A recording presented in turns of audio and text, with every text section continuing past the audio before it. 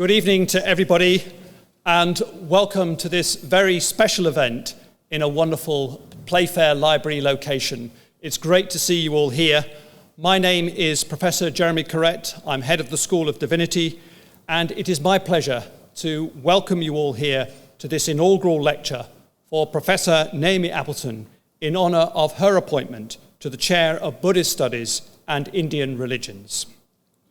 It's great to see everybody here, and on this occasion of distinguished recognition, it is a particular delight to welcome the family and friends of Professor Appleton who join us here this evening. Welcome to you all. It's also great to welcome those friends and colleagues from across Edinburgh and also from across the country, and for all of you who are joining us here this evening. Inaugural lectures are moments of celebration, a celebration of an academic achievement in the appointment to the professorial status at the University of Edinburgh, a recognition of international scholarship and leadership in academic life. It is therefore my pleasure, as part of the tradition of inaugural lectures, to say a few words before handing over to Professor Appleton for her lecture this evening.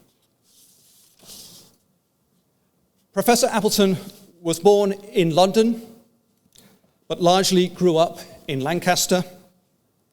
She holds a first degree in religious and theological studies from the University of Cardiff, an MPhil from the same institution in 2004, and a DPhil from the University of Oxford in 2008.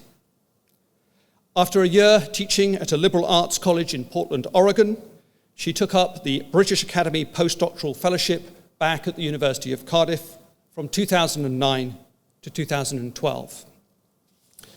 She has been in Edinburgh since 2012 and joined the university as a Chancellor's Fellow in Religious Studies. She was promoted to Senior Lecturer in 2015 and appointed to Personal Chair of Buddhist Studies and Indian Religions in August 2023, which we celebrate this evening.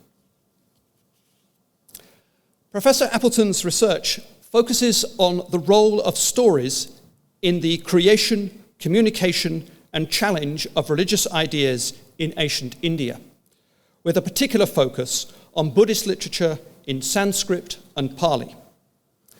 She is best known for her work on Jataka stories of the Buddha's past lives, which form an important genre of Buddhist narrative. She has also worked on Hindu and Jain narrative literature, exploring questions of karma and rebirth, liberation, ethics, and the transmission of religious ideas. It is striking, for all her single-authored works, to note, as all seasoned reasoners of Professor Appleton will know, that they each begin with the words, "once upon a time," which powerfully signals not only the continuity of her research focus, as well as the theme of this evening's lecture, but the way her work focuses upon a whole array of questions in narrative purpose. As she says in her first work, Jataka Stories in Theravada Buddhism, in Ashgate 2010, there is a power of texts, a power of words, a power of genre, and the power of truth. The first text explored the ways in which the stories of the Buddha's past lives participated in developing notions of a path to Buddhahood, and in doing so shows, as she states at the end of that work, the various levels on which Buddhist doctrine and practice operate. A defining feature of Professor Appleton's work is offering us insights into the importance of interactions, dialogues, and encounters, both within a tradition, through patterns, repetitions, and cycles, but also across different traditions. For example, her second major project brought Jain narratives into conversation with Buddhist ones, exploring how the understanding of karma and rebirth were articulated through multi-life stories. This resulted in her second monograph, Narrating Karma and Rebirth, Buddhist and Jain's Multi-Life Stories, Cambridge University Press, 2014. Her aim in this text, as she points out, was not so much to identify the direct influence of one tradition on the other, but, as she states, to expose what each tradition considers important, or rather takes for granted. It is, as she argues, the divergences and the reasons behind them that become significant, and on which she insightfully explores. The exploration of interactions, dialogues, and encounters continues in her third major project, funded by a grant from the Arts and Humanities Research Council, which explored heroic characters, mainly gods and kings, that shared between Buddhist, Jain, and Brahmanical Hindu traditions, and how these characters shed light on competing social and religious ideals. The resulting monograph was Shared Characters in Hindu, Jain, and Buddhist Narrative, Routledge 2017. And it drew attention, as she states, to the common features of characters, roles, and motifs and whole stories in Hindu, Buddhist, and Jain narratives. Professor Appleton, in this work, is able to understand what is shared and how boundaries are constituted, revealing the importance that all of these have to the establishment of the early history of Indian religions. In this way, it is illuminating how her scholarship, from that initial frame of once upon a time, weaves across multiple levels of thinking, across text, history, meaning, and purpose. In 2017, she was awarded the Philip Leverhulme Prize, which enabled her to realize a long-standing ambition to create a database of Jataka stories. It also funded work on the intersection of textual and visual narratives, resulting in an edited volume, Narrative Visions and Visual Narratives in Indian Buddhism, published by Equinox in 2022. Meanwhile, in 2020, she had an AHRC grant to allow her to work with collaborator Christopher Jones on the role of narrative literature in Mahayana developments in the understanding of Buddhahood. And from this project, there is a collected volume in press and a co-authored monograph nearing completion. Alongside these various projects, she also engages in translation work, seeking to make Buddhist texts available to a wider audience. With Sarah Shaw in 2015, she published a translation from Pali of the 10 longest and most popular Jataka stories. In 2020, she published a translation and study of 40 Sanskrit stories of past lives that explore the nature of Buddhahood. It is clear how Professor Appleton has added new depth and layers to her research field and inspired an international audience of scholars. But she has also shown, and continues to show, for which I remain indebted, incredible service and support to the School of Divinity over many years. Within the school, she has shown and continues to demonstrate outstanding leadership. She has first served as director of EDI, leading to a successful application for the Silver Athena Swan Award in 2018, and was director of teaching from 2020 to 2023. And she is currently director of research, aided by the experience gained from the Theology and Religious Studies subpanel and the National Research Excellence Framework in 2021. She has also been instrumental in the growing of Buddhist studies at the University of Edinburgh, co-founding and co-directing the Edinburgh Buddhist Studies Network with Dr. Hallie O'Neill of the Edinburgh College of Art. The network has grown to include 30 members and arranges academic events, school outreach work, and other forms of public engagement. The network's collaboration across different schools in the College of Arts, Humanities and Social Science has made it possible to launch a new multidisciplinary master's program in Buddhist studies and return Sanskrit to teaching in the university. She has served on the board of the UK Association of Buddhist Studies from 2005 to 2014 and convened the Spalding Symposium on Indian Religions from 2014 to 2020. And she was elected to the board of International Association of Buddhist Studies in 2023. She is an active part of this international scholarly community and has been invited to speak in a whole variety of different places, including Bangkok, Paris, Heidelberg, Yale, Vancouver, and Vienna. And in addition to these international engagements and the creativity of her thinking in her work, she enjoys the creativity of sewing, knitting, gardening, and playing the piano, and, of course, spending time with family and friends. I hope, as this overview shows, that Professor Appleton has been transformative in her research field, and she has enriched the School of Divinity in many ways across the research, teaching, and academic life. It is recognition of all these achievements that I am delighted this evening to welcome Professor Appleton to give her inaugural lecture, What Are Stories For? Answers from the Buddha and Beyond. Would you all welcome to the platform for her inaugural lecture, Professor Naomi Appleton, Chair of Buddhist Studies and Indian Religions.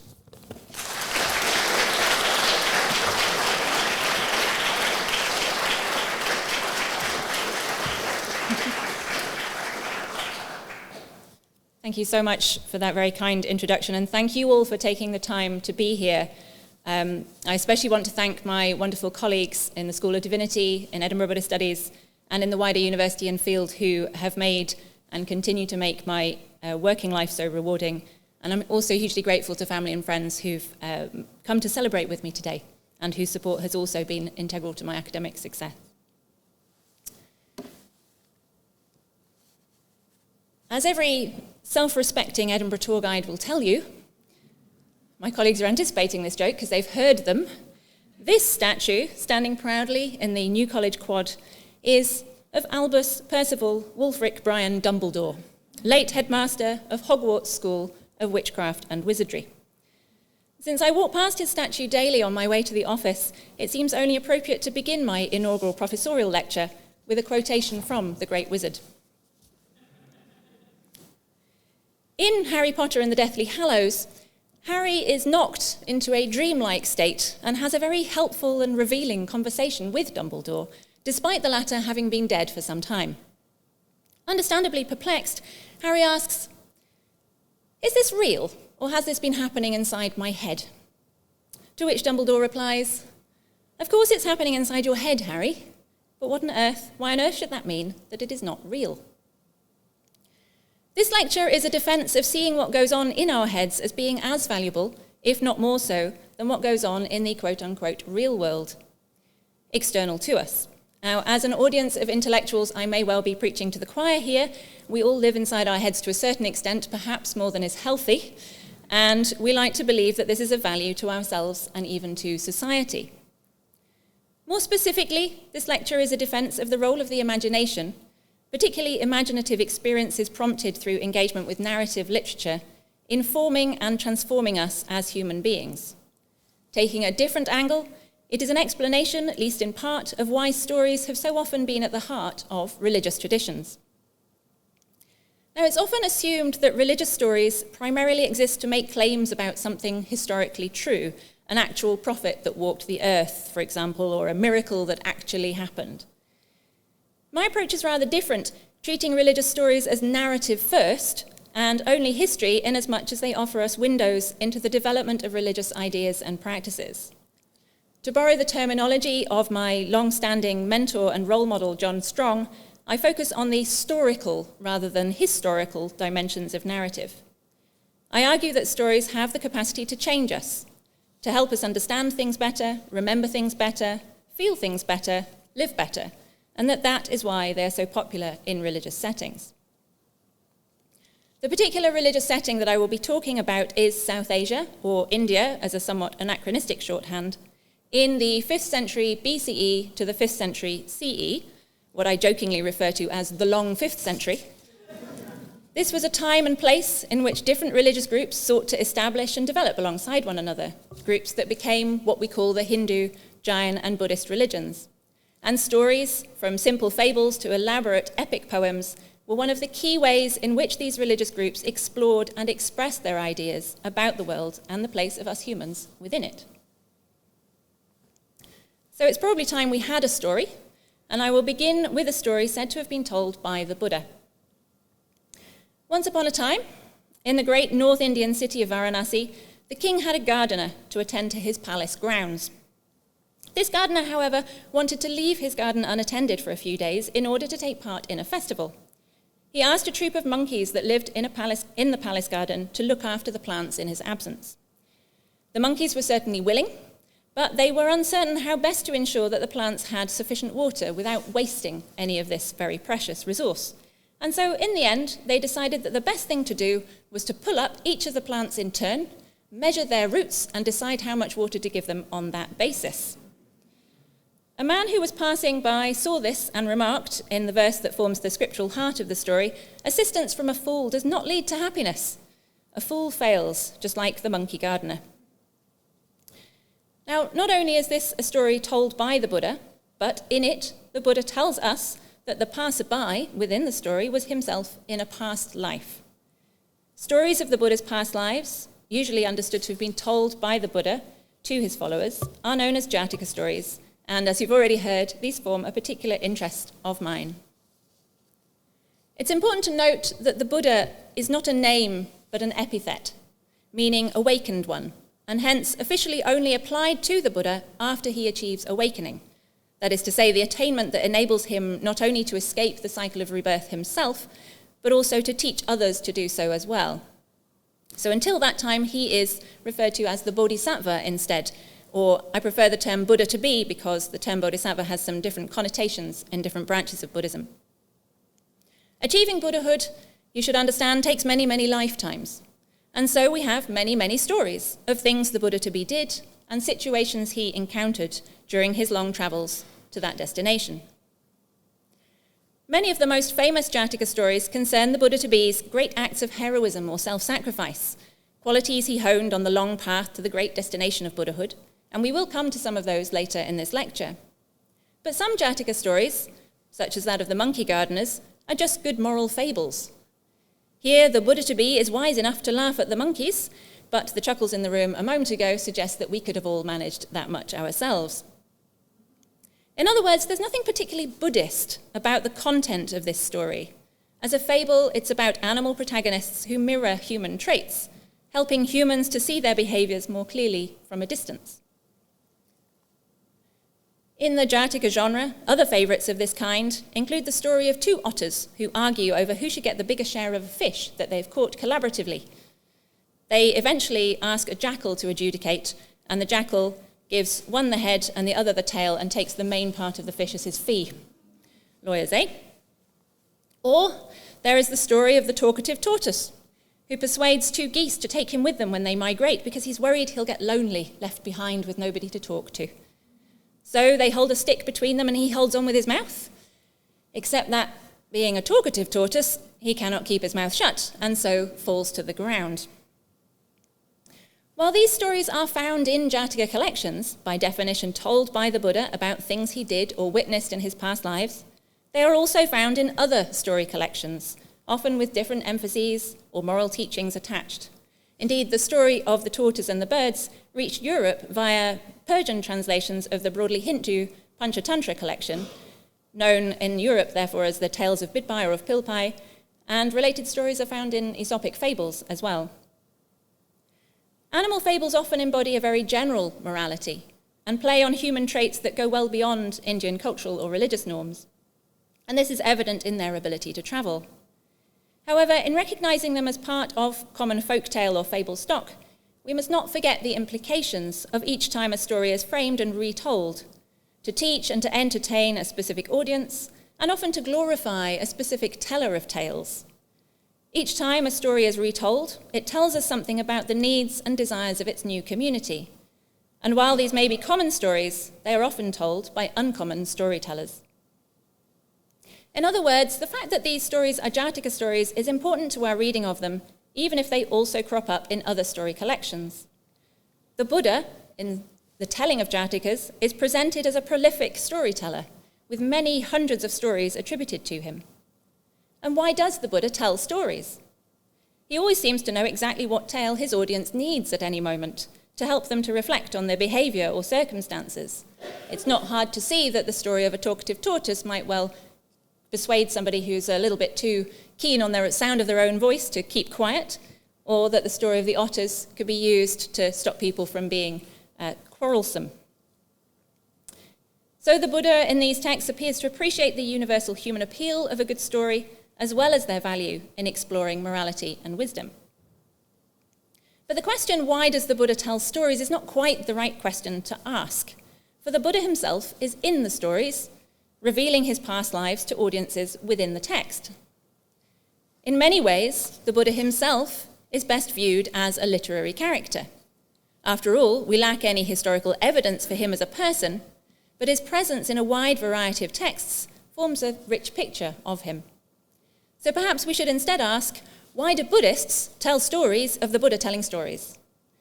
And several answers are already apparent, because they demonstrate his vision, which penetrates even his distant past lives, as well as his teaching prowess and perhaps even his humanity and sense of humour. Stories like that of the monkey gardeners, the squabbling otters, and the talkative tortoise are not really stories about what it is like to be an animal. They are stories about basic human foibles illustrated through animals, and that is perhaps why they have such broad cross-cultural appeal. However, not all Indian animal stories function in this way.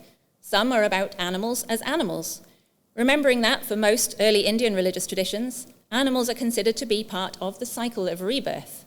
That is to say, humans can be reborn as animals, and vice versa, as all beings move through different realms of rebirth, which also include heavenly and hellish realms. As such, animals are our fellow sufferers, stuck in this apparently endless wandering on from birth to birth, with rebirth determined by one's actions or karma. Multi-life stories illustrating the workings of karma are common in Indian traditions, especially Buddhism and Jainism. And one feature of stories is that they can help us to navigate complex, abstract ideas in a way that is relatable, because they are explored through embodied characters encountering specific circumstances. They are also often memorable ways to recall the virtues of certain behaviours or the dangers of others. To put it another way, it's one thing to tell someone that bad deeds lead to rebirth as an animal, and good deeds lead to rebirth as a deity, and quite another to tell them a story. There was once a frog present at a sermon given by the Buddha, and through the potency of the Buddha's presence and teaching, this frog felt a great sense of clarity and peace, even faith, a common response for any being who encounters the Buddha. Unfortunately, an inattentive human audience member accidentally squashed the frog to death. But because of the frog's positive state of mind, he was immediately reborn as a god in a heavenly realm. Gods are born spontaneously, independently, and fully grown, unlike humans, and they also have the ability to see their past lives. And so this frog god immediately knew what had happened to him and returned to pay the Buddha a visit and offer his praise. This brief tale demonstrates karma in action. It highlights the importance of mental state, especially at death, to what one experiences next, and emphasizes the likelihood that proximity to the Buddha helps generate the right sort of mental state. It also shows how even the lowliest of animals can enjoy a significant improvement in rebirth state. How much more so, we might well reflect, should a human audience member be rejoicing in their encounter with the Buddha. But it is not only Buddhists who told a story of a frog reborn as a god. A similar story is found in an early Jain narrative collection too. The Jain version is a little more elaborate and starts a lifetime before the frog is a frog. The frog-to-be, we learn, was a human lay follower of the Jain founding teacher Mahavira, who's an equivalent figure to the Buddha for Jains. He was responsible for building a great water tank for travellers, along with gardens, rest houses, and other facilities, which was a very kind thing to do and should have been generative of positive karma. But he also got rather attached to his creations, so much so that when he died, he was reborn as a frog in his own tank. Hearing people around the tank praising his former self, he realized what had happened and felt great remorse. Despite being a frog, he took on the 5 Jain lay vows. Hearing that Mahavira was giving a talk nearby, he resolved to go and hear it. He climbed out of the tank and began to hop along the road towards the venue, but en route, he was squashed by a horse carrying a human audience member. As he lay at the side of the road with his entrails beside him, he took on the 5 ascetic vows normally reserved for Jain monastics and directed his mind towards the omniscient Jinnas. And as a result, he was reborn in a heavenly realm. As is generally the case when looking at 2 related stories, the differences are very revealing. Buddhist and Jain karma theory is closely related, but there are also important differences. As this story suggests, in the Jain narrative universe, animals tend to have more agency, able, under the right circumstances, to see their past lives and take on ascetic practices, while Buddhist animals are quite passive and can only really experience positive mental states as a result of encountering the Buddha or another faith-inducing great being. I feel I should apologise at this point to any of my colleagues who've been here long enough to remember what I talked about in my job talk 12 years ago, which was precisely this set of stories of frogs becoming gods. It's a favourite.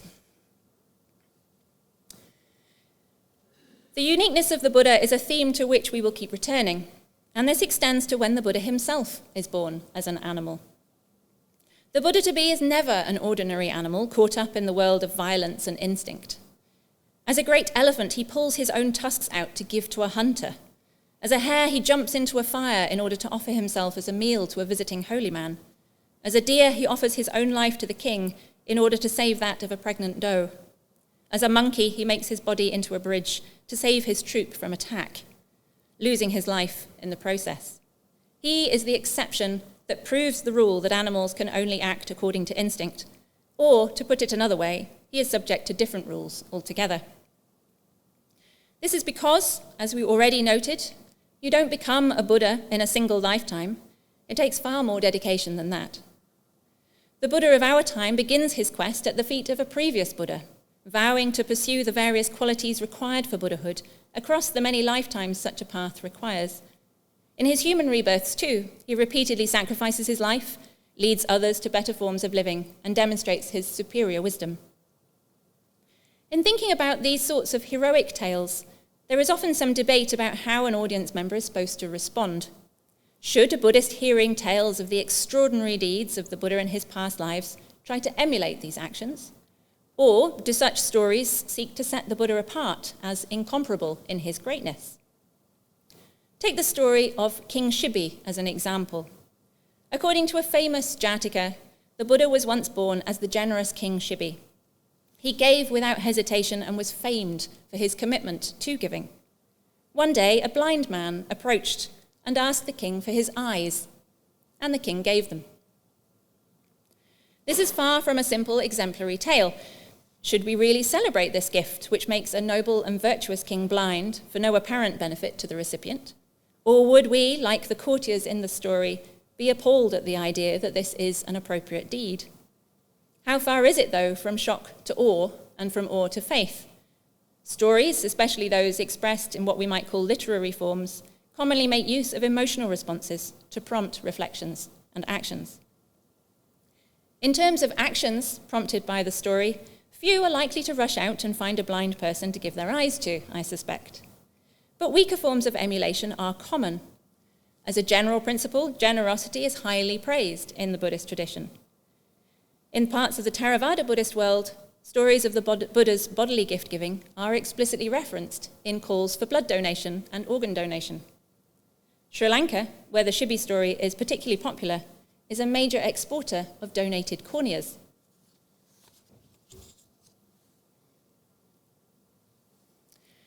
Shibi is a hero known outside of Buddhist narrative too, with Hindu and Jain tales of the extraordinary generosity of this great king or royal lineage. His association with giving away parts of his body is played with in different ways in these different traditions, emphasizing different virtues. As we saw in the story of the frog god, a shared narrative tradition enables different groups to articulate what makes them distinctive. And so, another reason to tell stories might be to give one's own take on a common question. While Shibi helps to answer questions about the limits of generosity, another shared king or royal lineage helps to explore the question of whether or not it is necessary to renounce worldly life in order to achieve liberation. And it is worth noting, perhaps, that this is one of the biggest debates in early Indian religious traditions, with Buddhist and Jain monastic and ascetic tendencies competing with a Vedic and Brahmanical Hindu focus on ritual and social duty. The king of Videha, often called Janaka, rules in his opulent capital city of Mithila and appears many times in the Hindu epic Mahabharata in discussions of whether or not renunciation is truly required for liberation. Meanwhile, a famous Buddhist story tells of how Janaka, in this case, of course, identified as the Buddha in a past life, had to go to extraordinary efforts to regain his rightful kingship, dramatically surviving shipwreck, which is the most popular scene for illustration, only to have to go to even more extraordinary lengths to then give up his kingdom altogether in order to pursue a life of renunciation.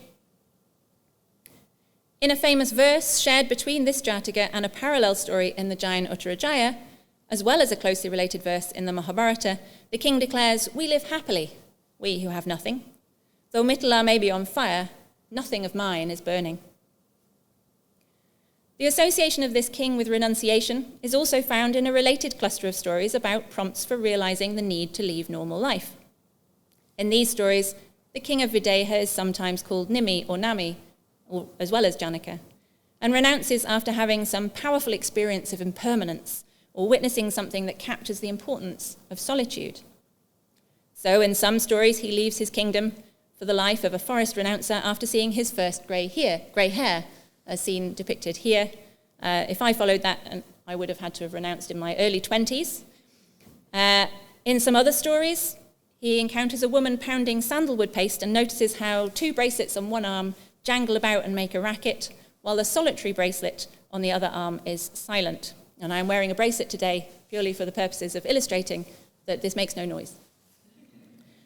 Solitude and silence, he reflects, are more desirable than the tumultuous life of a king. In these clusters of related tales about kings of Videha who attempted to renounce, it is interesting that the king always ensures the continuation of his family line before disappearing off into the forest, even in the more strongly monastic traditions of Jainism and Buddhism. This enables the king of Videha, whatever he is called, to be a lineage, a series of kings, each signifying that core question that concerned early Indian religious traditions so much. Should one seek to live righteously in the world or leave worldly life altogether to pursue liberation? A shared character or lineage of characters, shared motifs, and even shared verses allow each tradition to express and challenge different answers to that question in dialogue with one another. Indeed, as Brian Black has shown through his work on the Mahabharata and other texts, the concept of dialogue is key to understanding how stories of this kind work in at least 2 different senses. Firstly, the dialogical form is prominent. Janaka explores questions about renunciation in conversation with religious teachers, with his wife, and in his most famous scene in the Mahabharata, in conversation with a female ascetic who uses her yogic powers to swap bodies with him, much to his consternation. And secondly, different stories about the kings of Videha are in dialogue with one another, responding to shared concerns and offering different but not necessarily contradictory perspectives in an expansiveness that is in itself best viewed as a philosophical choice.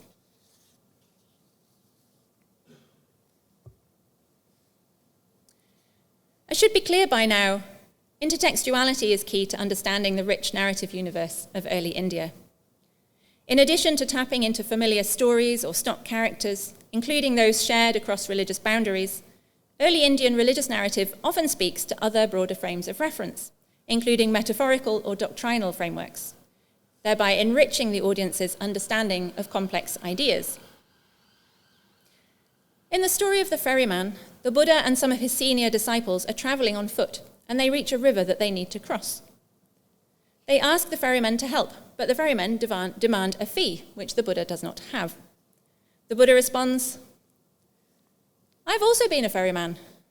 I carried across Nanda, who had fallen in the river of passion, Angulimala, who had fallen in the flood of hatred, the proud young Manastabda, who had fallen in the stream of pride, and Uruvilva Kashyapa, who had fallen in the flood of delusion, and I never asked for a ferry fee." Now, it's clear that understanding this retort requires some intertextual awareness.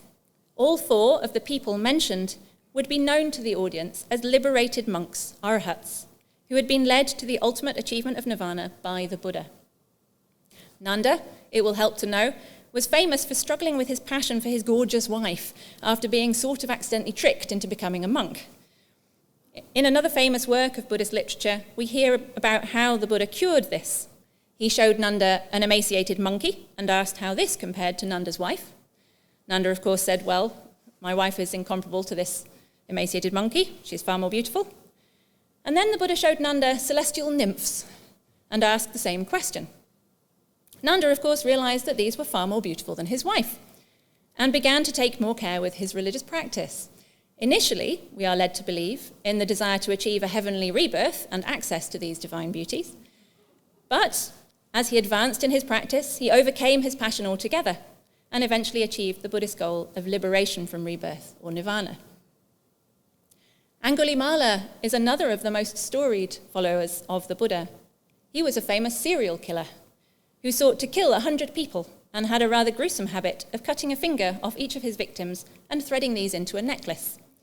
His name literally means garland or necklace of fingers.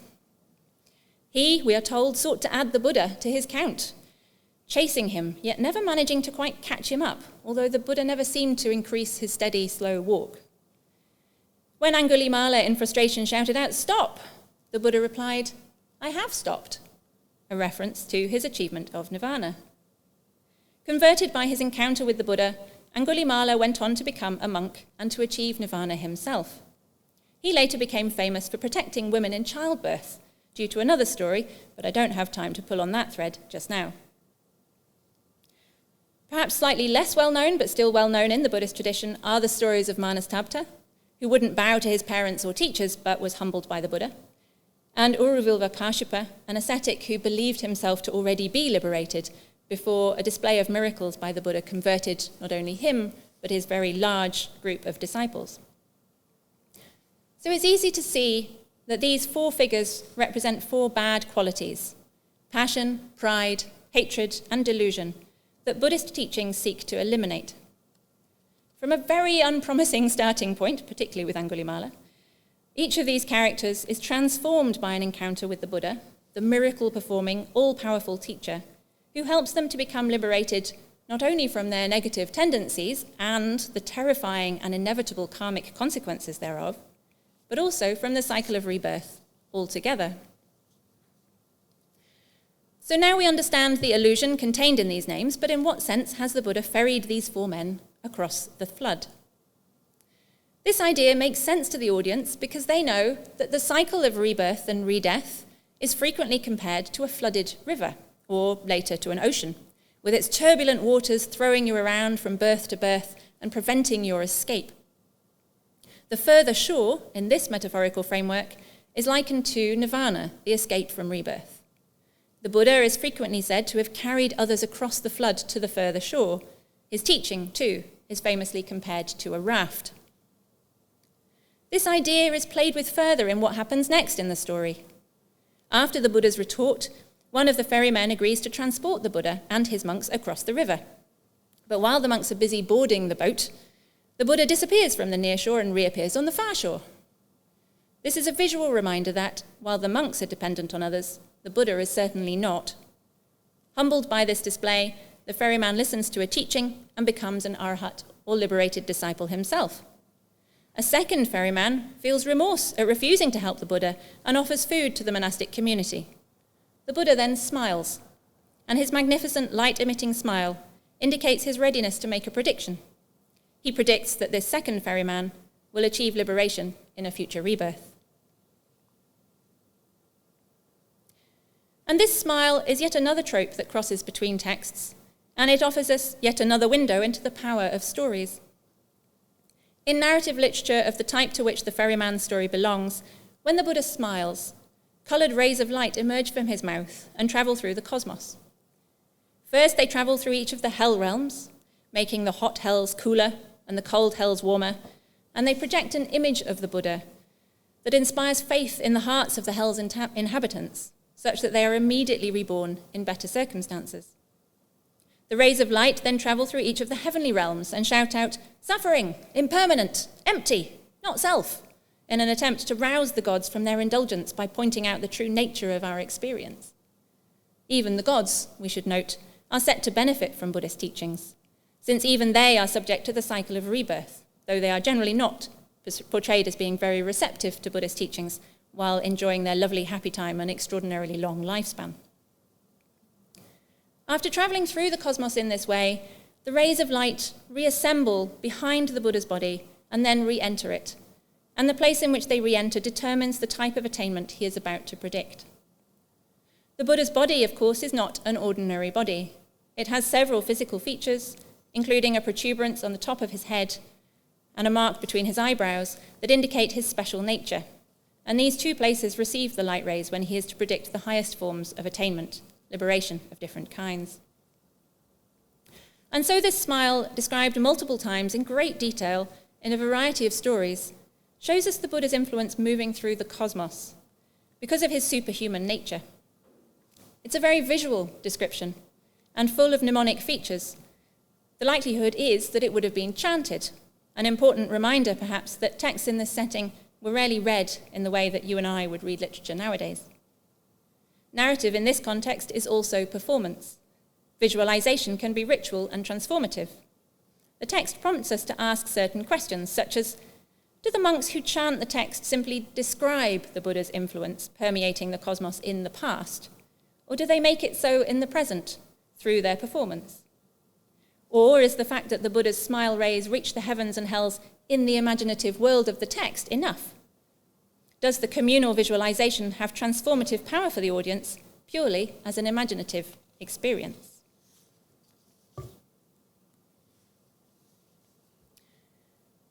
Setting aside what is and is not happening external to the text, it is clear that meeting the Buddha through the text is beneficial to the audience, even if it is in their heads.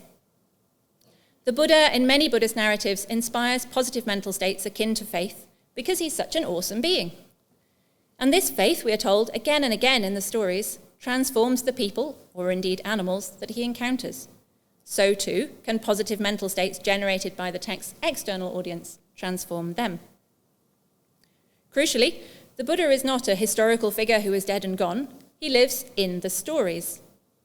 Natalie Gama has argued recently that certain Mahayana Buddhist texts take this further by literally cooking their audiences into Buddhas through the rhetorical power, which is modelled on Vedic sacrificial frameworks. The Buddha in these texts is as real as any other, acting on his audience as a living Buddha with spectacular results. Now, the sense that an imaginative encounter can have transformative effects is not, of course, unique to Indian traditions. After all, meeting Dumbledore inside his head helps Harry Potter to work out how best to act.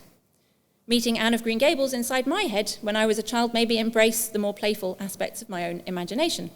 Doubtless many of you can think of a character that you have met in a novel, play, film, or TV series who has had a lasting impact on your thinking or behaviour. But while this is, in part, a universal human experience, there is a particularly strong Indian tradition of celebrating the power of the imagination, of mentally generated experiences that are at least as powerful as anything we might materially experience. As David Shulman's field-defining work reminds us, Indian religious literature often tends to assume that what happens in the imagination is brought into being in a way that is more than real. Certainly, narrative literature offers a way to have an encounter with a person or place that is as transformative as any encounter in real life. Let's take an example from the Hindu epic Mahabharata to illustrate this, an example explored by my former colleague James Hegarty. When the heroes of this epic, the Pandava princes and their wife Draupadi, are in exile, they tour a series of sacred fords of pilgrimage sites, described at length in the text. As their tour guides, great Brahmin sages declare, this sacred pilgrimage is actually equal in merit to carrying out great Vedic sacrifices. Now, this in itself is quite a claim, offering up a religious practice of equal value to the ultimate ritual act. But the text goes further, telling us that hearing about the Pandavas touring the sites is as valuable as touring them ourselves. Therefore, by implication, hearing about this episode in the Mahabharata is also as good as carrying out great Vedic sacrifices. An imaginary pilgrimage, or a literary pilgrimage, is therefore of extraordinary power and, one might add, considerably easier, not to mention cheaper, than either a real pilgrimage or sponsoring a Vedic ritual. And whenever the Pandava princes reach a sacred pilgrimage site, or whenever we reach that site in our minds by following the text, the place in it is enlivened by the telling of stories. Tales of great sages who lived there, great Vedic rites or feats of asceticism that are the reason for the site being considered worth visiting. And that is another role of stories. Stories create and enliven sacred places, sometimes transforming them in the process. A favourite example of this is the Sripada mountain in central Sri Lanka, which features a footprint on its peak. Early on, this was considered the site of the Buddha's footprint, left during one of his miraculous visits to Sri Lanka. Hindus, however, say that it is the footprint of the monkey god Hanuman, from when he landed on the island as part of his mission to rescue Sita, as recounted in the epic Ramayana. Muslim residents, and later still, various Christian colonial powers restoried it as the footprint of Adam, and the site got caught up in the story of the book of Genesis. The narrative associations spread. The nearby mountain temple of Mulgirigala was identified for a time as Adam's tomb, and a great statue of the Buddha reclining as he entered his final nirvana was restoried as Adam on his deathbed. As John Strong noted in a recent study of this site, it's very likely that Buddhist monks participated in this restoring as a way to protect the site from the Portuguese destruction of Buddhist iconography.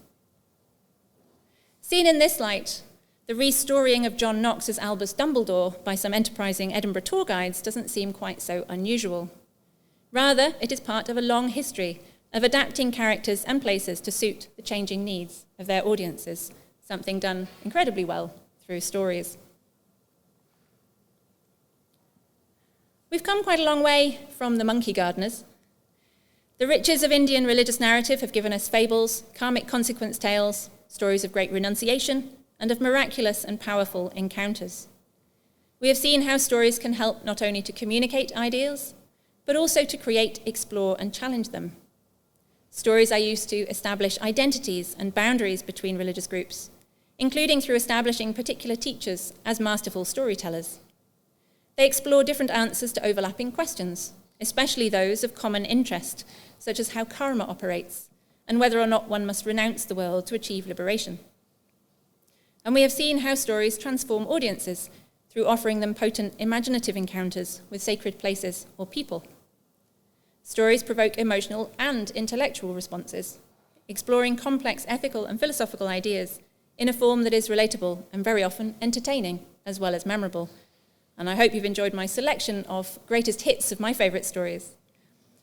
No doubt I could have offered more answers to the question, what are stories for? And indeed, I'm conscious that I've not had time to talk much about the visual and material lives of these stories, some evidence of which has been on the show during this lecture. So have you been transformed simply by sitting here allowing the stories to play through your mind? Perhaps one lecture is insufficient for this, but I've certainly been transformed by them over the years.